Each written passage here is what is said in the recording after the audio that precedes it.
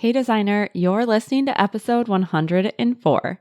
In this one, I'm going to be sharing a concept that I've been using in both my personal life and in my business to really discern what is coming in and what's going out, what is staying and what is leaving.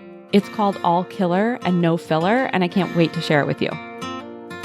Welcome to the Interior Design Business CEO, the only show for designers who are ready to confidently run and grow their businesses without the stress and anxiety. If you're ready to develop a bigger vision for your interior design business, free up your time, and streamline your days for productivity and profit, you're in the right place. I'm Desi Cresswell, an award-winning interior designer and certified life and business coach. I help interior designers just like you stop feeling overwhelmed so they can build profitable businesses they love to run. Are you ready to confidently lead your business, clients, and projects? Let's go. Hello, designer. Welcome back to the podcast. So glad to be here with all of you. As always, it is just a gorgeous fall day here today. It's the day that we're doing family photos that I mentioned getting all those outfits for in a previous episode. So that is just going to be amazing. And I am kind of not looking forward to it because it's always like a little scrambly, but also knowing that I love having those images to look back and reflect on. And as I'm saying that, oh my gosh, isn't that the same with things you do in your business? Sometimes you just don't feel like doing them, but you know you're going to be so glad that you did because of the impact that you're going to have forever and ever. And it's kind of like getting to hang that gallery wall in your house and benefit from those sweet memories and capturing that moment in time. But it's something that continues to bring you joy and pleasure and benefit down the line. Today, what I want to talk to you about is a concept that I have been playing with quite a bit in my own business and in my own personal life. And I knew that I was planning on outlining a new episode for you today, but yesterday I actually was like, oh my gosh, I have exactly what I want to say. So I started scribbling notes down furiously. Normally I outline these on the computer, but I've been on the computer so much this week. I've been redoing the copy entirely the past 2 weeks for my website. And I was like, I can't type on the computer anymore. So hopefully I can read what I wrote. I'm really excited to bring this concept to you.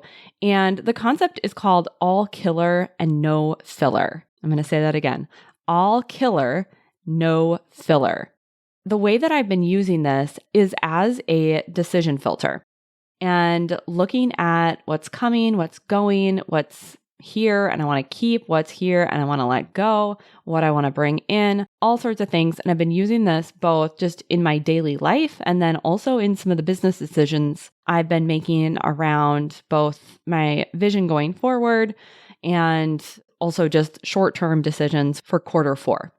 This concept is going to totally help you, of course, from a decision-making standpoint, which if you think about it, decisions are what our lives are made out of. It's what our business is made out of. And so when we have a decision filter, something that helps us understand what gets through the filter, what doesn't get through the filter, and what we need to let go of, what we need to bring in, it frees up so much mental and emotional weight.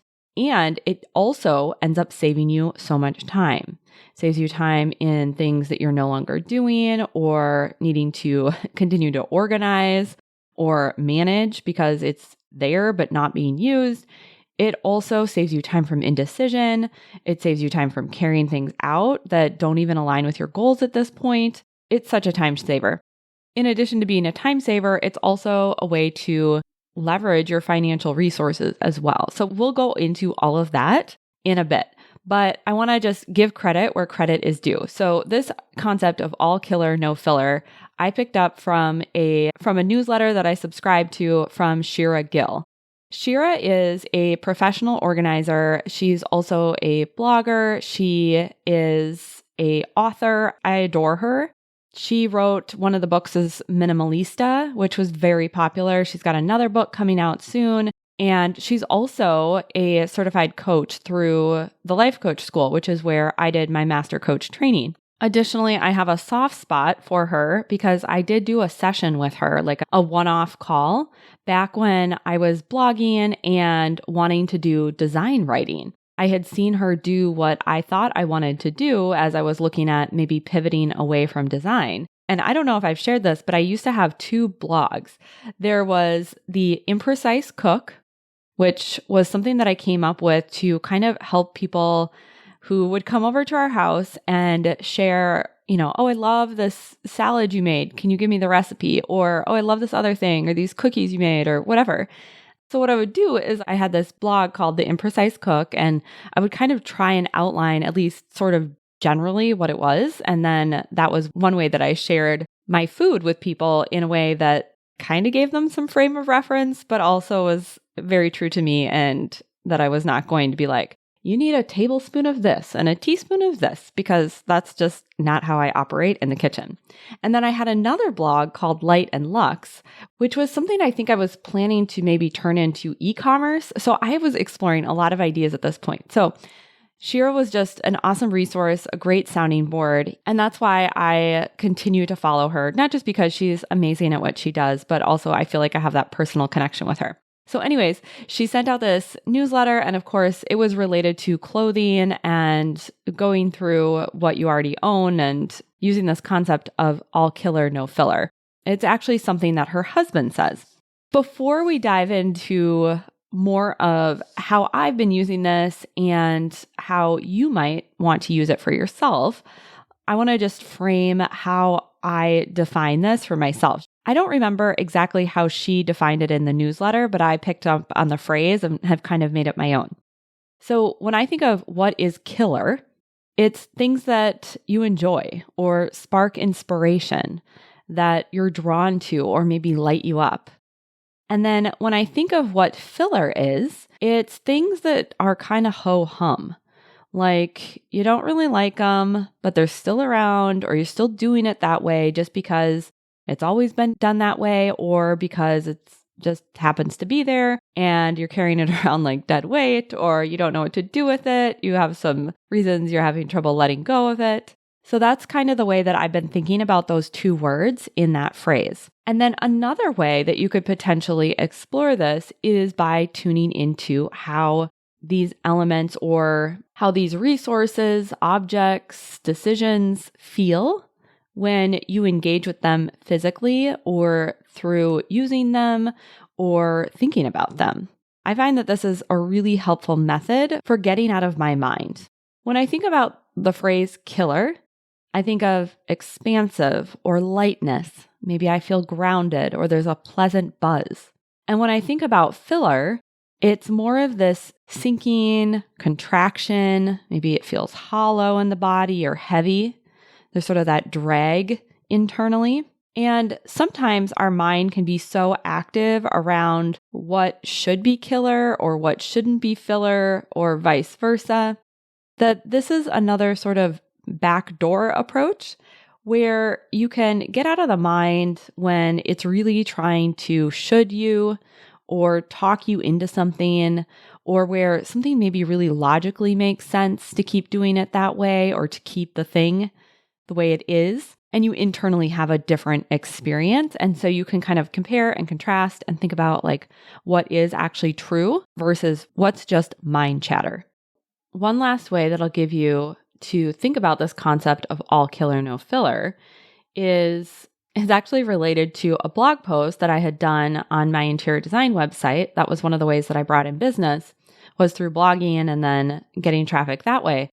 The post was called No Sevens Allowed. So no sevens as in if you rate something on a scale of 1 to 10, 1 low, 10 high. If you've been a client of mine, you know I love to rate things. But there's no 7 allowed, like as in you are not allowed to assign a 7 to something. And the reason why this is really helpful is that 7s are safe and non-committal. There's not a clear in or out. It's not a clear yes or no. And when I was talking about this through design, it was like, let's not put any 7s in your house. But now I want you to think about what are the 7s that are in your business. What I have found is that when you don't allow something to exist that's a 7, whether, again, that's decisions, how you do things, the people you interact with, any of it, that is when you get the most liberation, freedom, and clarity. When I bring it back to this concept of all killer, no filler, what I think is really interesting is that you can even have filler that's an 8.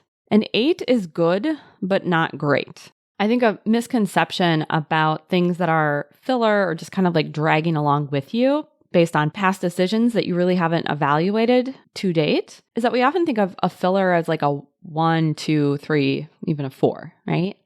But if you really think about it, there are things that we are engaging with and doing that are an 8, and it's hard to let go of the 8s. This even goes back to one of the CEO Summer School series that I did. It was episode 87 called Trading Good for Great. And that really was about saying, I'm going to trade an 8 for a 10. I'm going to have to let go of what is pretty good in order to get to that next level of business growth.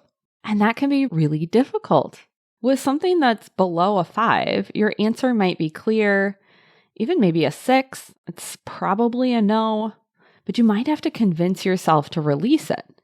Whether it's an object, idea, a project, an employee.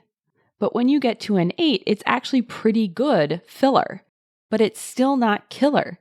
And it probably will bring up feelings of attachment, maybe scarcity, comfort. And now we're getting somewhere. Now we have something to explore. What would it look like to not choose this? What would it open up space for? And who would you be if you did release the 8 or that really pretty good filler? I find that getting rid of filler that's on the top end is probably the most painful thing, but it's also the most expansive.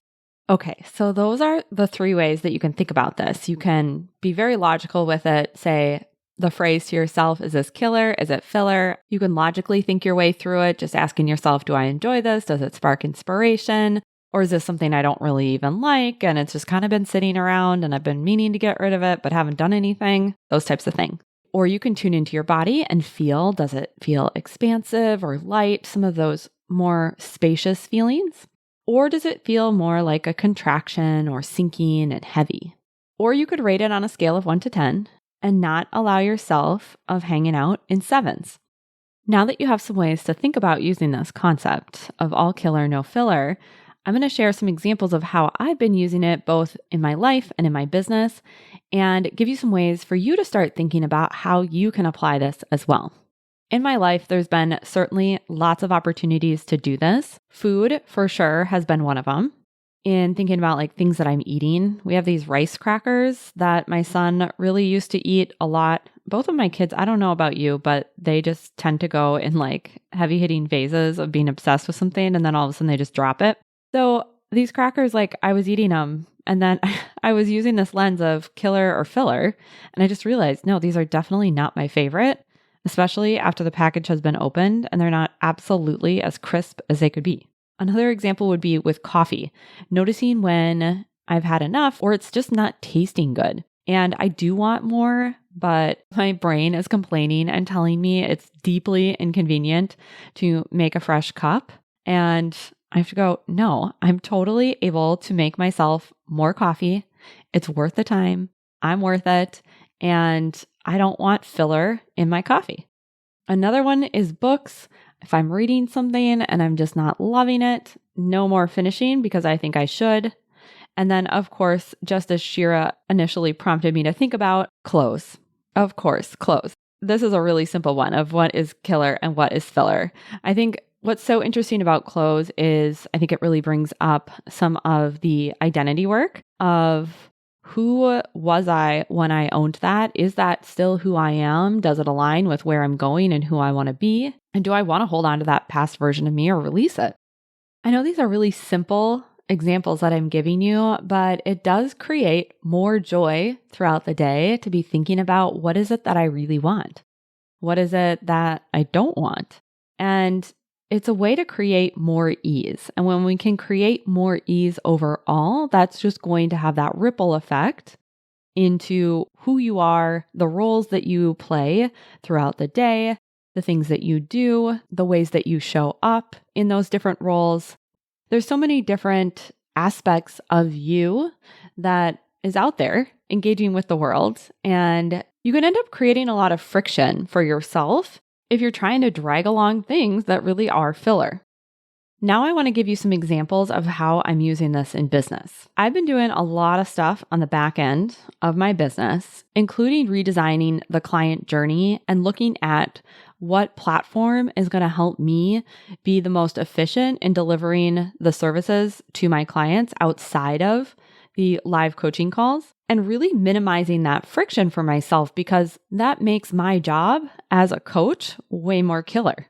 As I've been looking at platforms, thinking through, okay, what is the step-by-step journey that a client takes from their initial reaching out to me all the way through when our time together is done, and of course, all the things in between, I've really been thinking about what would be killer for me on my back end, and also what would be killer with my clients engaging in the services as I walk them through the path that they take as a client. That's been really interesting to think about, and to start to make decisions from that killer place.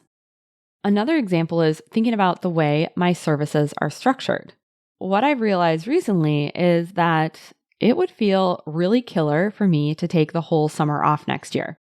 If you've been following along on the podcast, you know that I did a summer slowdown. And if you want to hear more about that and how you can create a slowdown period in your business, whether it's summer or not, you can check out episode 80. That was amazing, and I am thinking beyond that at this point. So how could I create that experience for myself if that's what I really want? With that vision in mind, and using this concept of all killer, no filler, I'm thinking about how do I set things up now in terms of the way the services are structured, the timing of enrollment, my client capacity, all those things that are going to go into making that thing happen within the coming year. Another example is through the website refresh that I'm doing. Let me tell you, I have been deep in this project, and I've been reworking all the copy, really to reflect how I have grown as the leader of this company, the work that I do with my clients, my coaching philosophy as it is today, who I work with, and how I help designers in my own unique way.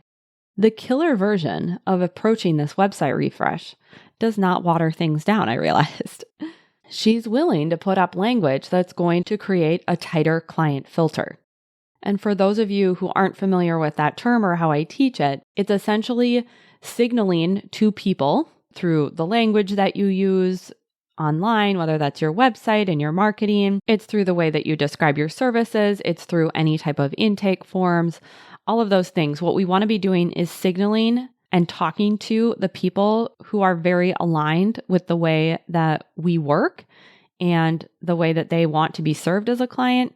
And then also helping people self-select away from your business if they aren't a fit. And if that concept is intriguing to you, you're definitely going to want to subscribe to the podcast. In November, I'm going to be having a conversation on the show with Deb Mitchell, who is an amazing copywriter for interior designers. And I'm sure that topic is going to come up in that conversation. So definitely make sure that you do not miss that one. The last example I'll give you is scheduling. What is a killer version of your schedule?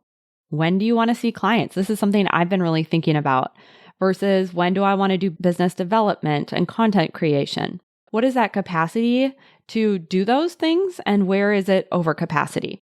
This is something that I frequently reevaluate and tweak based on what is working for me now and also what I envision working for me in the future. I really encourage all of you to be thinking about what that killer schedule is months and months out, like maybe even for the next year. And of course, you can tweak it, it can change, it can evolve. If you think about the length and longevity of the projects that you work on, we need to be making decisions about what is going to be supportive of us 9 months from now. Because if we're only thinking about this capacity or what schedule could work for us right now, then that might work in the future, but you might also have a bunch of blind spots that could have been addressed and helped create more ease for you.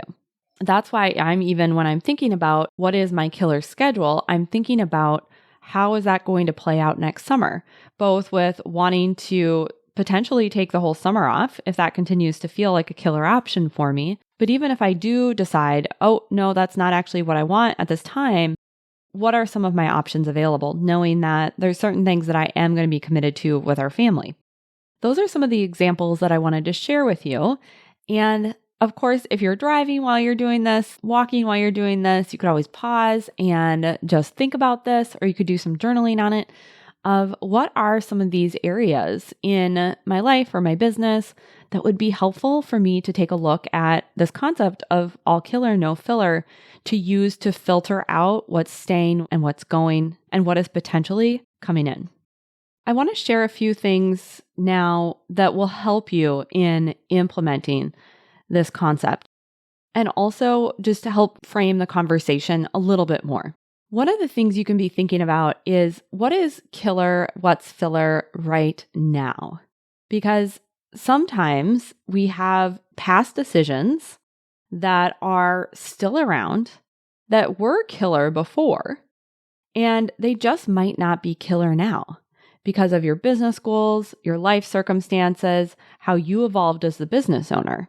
And what's killer right now might not be killer in 6 months, 1 year, or more years in advance. So I just want you to understand that this is really an ongoing decision filter that you can use in your business, and it's okay for you to change your mind. It's okay for you to evolve in what is making sense for you right now. An example of this as an evolving business, a growing business, you evolving as a leader in your business, an example would be an employee that you hired and they were killer for you. It was a skill set you need at the time you need it, and they performed at a certain level that was acceptable for you or worked for that role. And maybe now you might need something else. You might need someone who has a more advanced skill set, who has more leadership capabilities, has more desire for growth within the firm. So you can always redecide what is killer and what is filler. That's always on the table. I think another obvious example of this would be projects. I think that's one of the hardest things as you grow in your business is the projects you would have absolutely said yes to 6 months, a year, 3 years from now are no longer what is killer. They are filler for you. And that can be really hard to feel like you're leaving people behind or saying no to something that was absolutely a yes for you. But again, I really want to empower you as the CEO of your business to understand that you always have the power to redecide. And that doesn't mean that your decisions that you make in the now are easy or that it's going to feel amazing. They might not. But on the other side of that discomfort in honoring where you are at right now, that is where the ease and freedom comes from.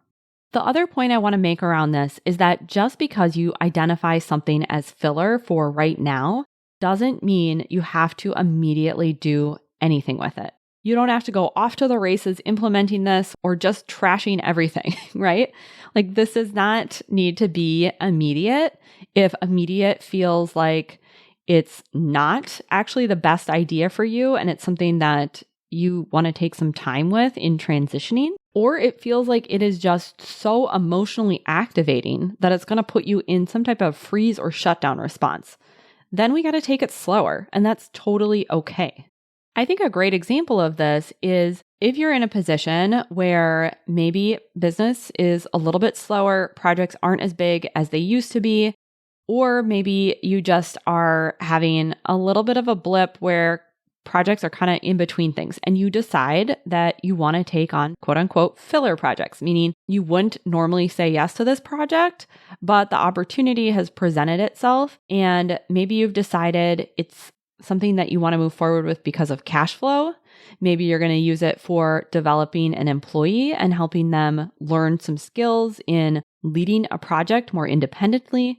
It might be because you decide you want to develop that relationship for some purpose, as in it's like a connection that you want to establish because of a network it will help you get into, or maybe a neighborhood that you're wanting to get into. And I think what's interesting about this is you could say it's a filler decision, but also what appears to be filler at the surface level might actually be a really killer decision for you to make right now, because that filler all of these I want to put in quotation marks, but because that filler has a specific job or purpose. It's very aligned with where you're going, what your vision is, what is good for the health of the business. And so maybe it actually is a killer decision.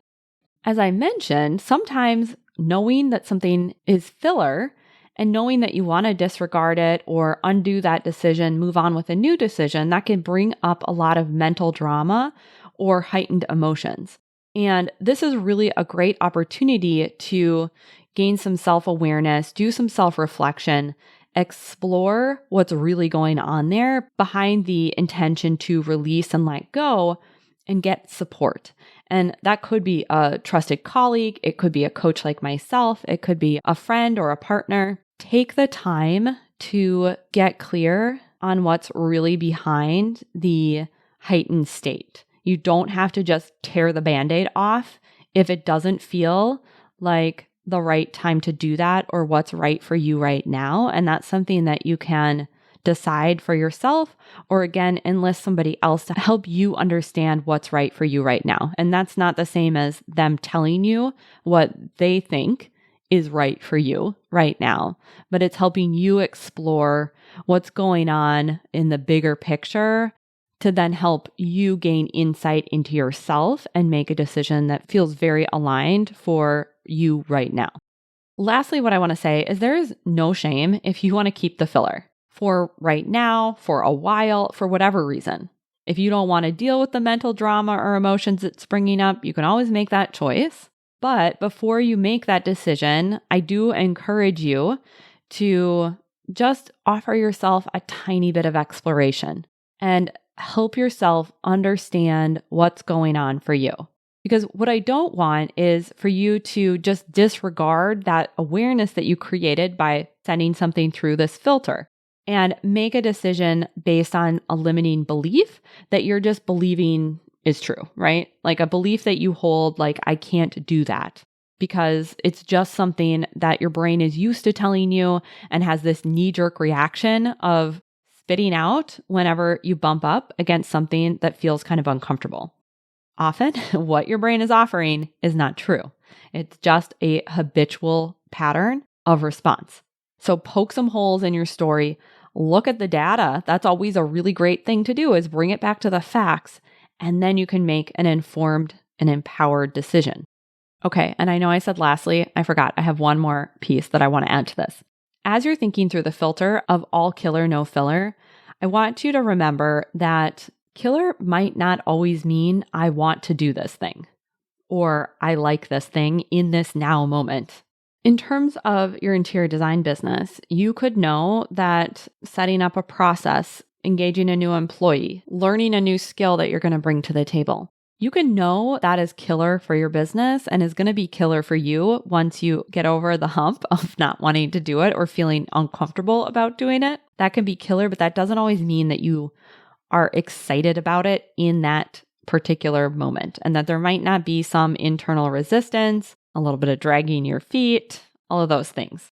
So what you can do then is, if you know that is like your next step, it is your killer version, but you're noticing that you do have some internal angst about it or resistance, you can always ask yourself a powerful question like, how can I make the act of doing this or achieving this more killer?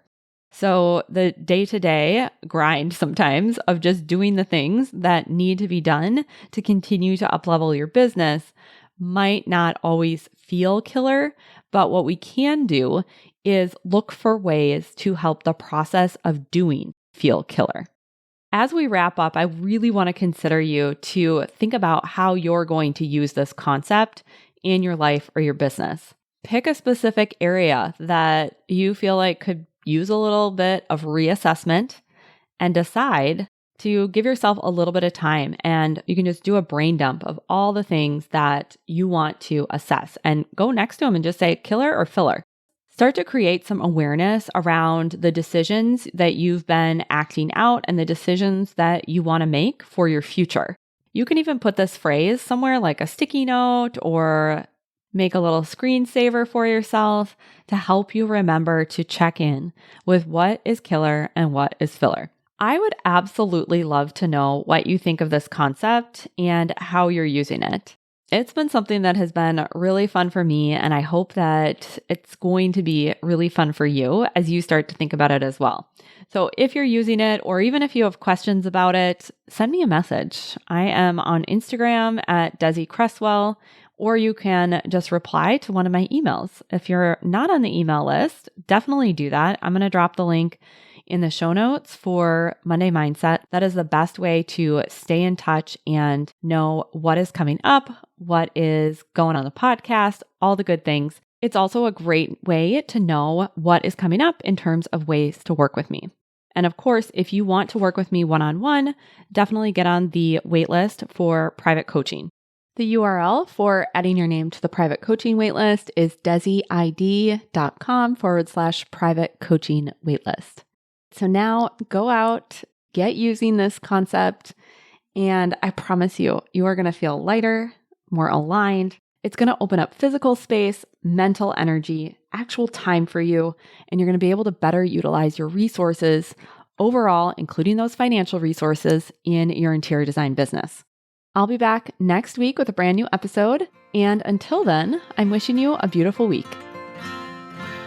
Have you ever wished I could be your coach? If so, keep listening. For a limited time, when you leave a rating and review for the podcast, you'll be entered to win a one-on-one coaching session with me. I can answer your questions and coach you on your unique challenges. All you have to do is scroll down to the bottom of your podcast app, tap the 5 stars, and leave a review. Tell me your favorite episode, why you look forward to listening every week, or why another designer needs to check out the show. It won't take long, and as a thank you for leaving a rating and review, you'll have the opportunity to win a private coaching session with me. Just click the link in the show notes to submit your review so I know how to get in touch. I can't wait to select a winner, and it might be you. I'll talk to you next week. Thanks for joining me for this week's episode of the Interior Design Business CEO. If you want more tips, tools, and strategies, visit www.desicresswell.com. And if you're ready to take what you've learned on the podcast to the next level, I'd love for you to check out my signature group coaching program, Out of Overwhelm.